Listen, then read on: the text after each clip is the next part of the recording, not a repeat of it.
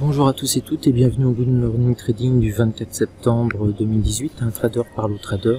On va faire le point sur les marchés. Alors très rapidement, le calendrier est peu chargé. On peut noter qu'on a l'indice IFO du climat des affaires pour l'Allemagne, donc important pour les traders sur le DAX.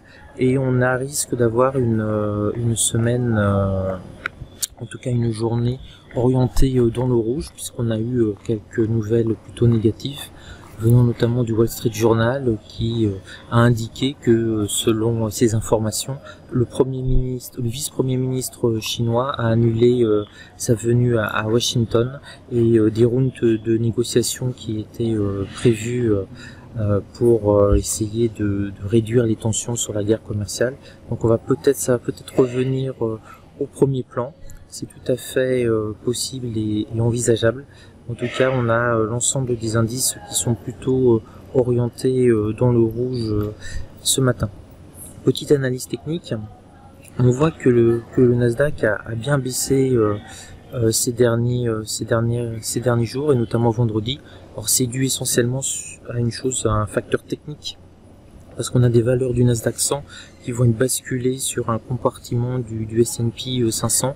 Il crée une nouvelle catégorie dite valeur de télécommunication. Donc ça explique peut-être l'affaiblissement du Nasdaq, ce changement, ce basculement des entreprises qui étaient dans le Nasdaq 100 vont passer dans le S&P 500 catégorie, on va dire, télécommunication, et donc sortir du Nasdaq 100, donc ce qui crée un petit arbitrage, notamment chez les gérants. En ce qui concerne le DAX que l'on peut voir là, ça se passe plutôt bien pour lui. Il a eu son échec sur le point pivot mensuel. Vous avez souligné que ça devait être certainement l'objectif à atteindre, ce point pivot mensuel. Donc il a légèrement dépassé, puis échoué. Il s'est mis à redescendre de près de 80 points, ce qui n'est quand même pas rien, presque 1% sur le DAX, et donc on risque d'avoir une partie de yo-yo avec un point bas vers les 12 220, 12 225, la middle S1 mensuel, et puis un point haut difficile à franchir, le point pivot mensuel.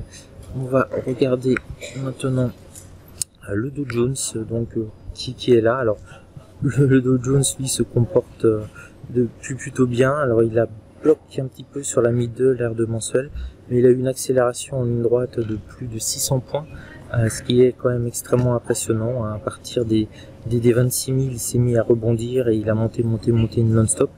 Petit échec pour rester au-dessus de la middle R2 mensuel, et il commence à légèrement baisser. Là on le voit, le RSI qui sont extrêmement hauts, et là on a eu notre cassure du RSI à 75 qui a entraîné un début de petite baisse, de petite consolidation.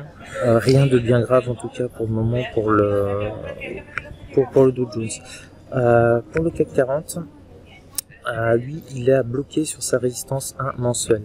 Alors vous voyez, hein, on a le DAX qui bloque sur son pivot mensuel, et là on a nous le CAC 40 ici qui lui se met à bloquer sur sa résistance à mensuelle.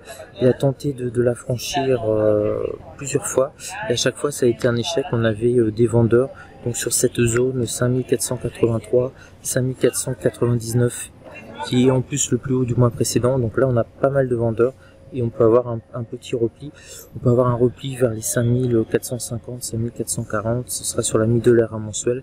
Ce serait pas du tout catastrophique, ça remettrait pas en cause la belle hausse que l'on a depuis le 11 septembre, et cette fameuse zone des 5250 qui servait vraiment, je vous en parlais en permanence, qui servait vraiment de support, et on a repris comme ça quasiment 250 points en ligne droite.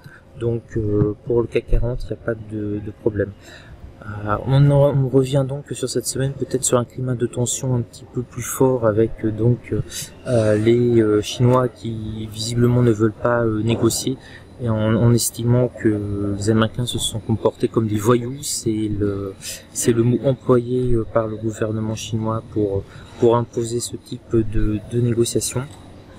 Le deuxième point qui est important, c'est qu'on a le WTI, on a le pétrole qui est au-dessus de $80. Alors pourquoi il est au-dessus de $80? Parce que certainement que Washington va donner des sanctions pour l'Iran, donc un embargo sur le pétrole iranien. Et la Russie et l'OPEP, donc deux énormes producteurs de pétrole, ont dit déjà qu'ils n'allaient pas compenser la baisse de la production iranienne, donc ça favorisait bien entendu l'envolée du baril de pétrole. En tout cas, l'OPEP et la Russie semblent fermes. C'est aussi un peu leur intérêt que le baril monte. Ils n'ont pas augmenté leur production. Donc si l'Iran mathématiquement est obligé de baisser sa production avec des sanctions, embargo, etc., et si les autres à côté n'augmentent pas leur production, offre et demande, le prix du baril augmente mathématiquement. Voilà, je vais vous laisser parce que mon avion va pas tarder à partir. Je vous souhaite une belle journée de trading. Là, on va avoir 2 ou 3 jours où les good morning trading vont être un petit peu compliqués à faire puisque je suis en voyage. Mais à partir de jeudi, retour au paradis, retour en Andorre, et je pourrai à la fois trader et à la fois vous faire des good morning trading dans des conditions techniques, on va dire, acceptables. Sur ce, je vous souhaite une très belle journée de trading. Soyez prudents. Ça peut bouger un petit peu et on a cette semaine, n'oubliez pas, le FOMC en ligne de mire. Ciao à tous.